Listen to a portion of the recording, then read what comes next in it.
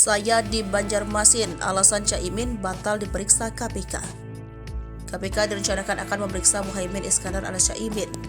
Pemanggilan Caimin ke markas lembaga anti rasuah itu soal kasus dugaan korupsi dalam sistem proteksi tenaga kerja Indonesia di Kementerian Ketenagakerjaan pada 2012 silam.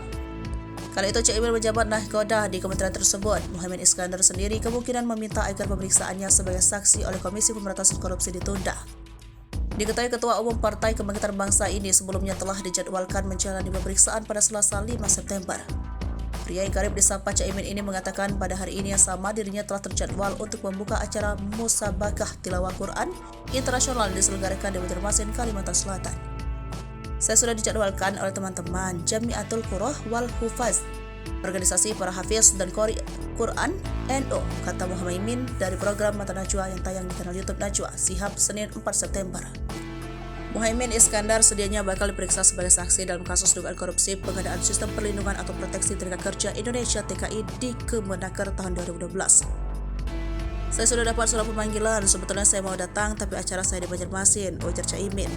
Diketahui perkara yang terjadi pada 2012 di kementerian yang kini berganti nama menjadi Kementerian Tenaga Kerja itu disidik KPK sejak Juli 2023. KPK sendiri telah melayangkan surat pemanggilan terhadap Caimin sejak pekan lalu. KPK menegaskan bahwa perkara dugaan korupsi di Kemenaker ketika Caimin masih menjadi menteri tidak ada kaitannya dengan situasi politik saat ini.